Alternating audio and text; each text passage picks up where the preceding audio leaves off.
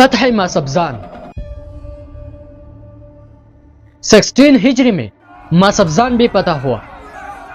اس کے بارے میں سیب کی یہ روایت ہے کہ جب ہاشم بن عتبہ جلولہ سے مدائن کی طرف واپس آ گئے تو حضرت سعد رضی اللہ تعالیٰ عنہ کو یہ اطلاع ملی کہ عظیم بن ہرمزان نے ایک بڑی فوج جمع کر لی ہے اور انہیں لے کر میدانی علاقے میں آ گیا ہے۔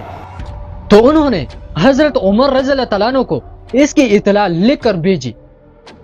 اس کے جواب میں حضرت عمر رضی اللہ تعالیٰ عنہ نے لکھا ان کے مقابلے کے لیے زرار بن خطاب کے زیر قیادت ایک لشکر بھیج دو اور اس کے ہر اول دستے پر ابن حذیل اسدی کو رکھو اور اس کے دائیں بائیں بازو پر عبداللہ بن وہب راہبی، حلیف بہبلا اور مزارب العجلہ کو مقرر کرو۔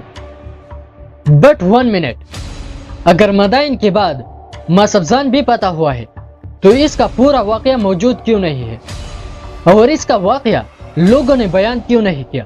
حضرت عمر رضی اللہ تعالیٰ عنہ کے دور خلافت میں فارس اور شام کے فتوحات ایک کے بعد ایک ہو رہی تھی، اس لیے بعض چھوٹے علاقوں کا تذکرہ تاریخ کی تحریروں میں دب گیا ہے۔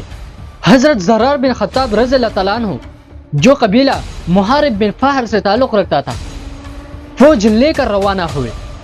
ابن حذیل آگے بڑھے یہاں تک کہ وہ ماسبزان کے میدانی علاقے میں پہنچ گئے۔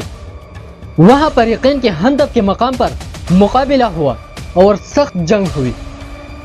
مسلمانوں نے کافروں کا بہت جلد صفایا کر دیا۔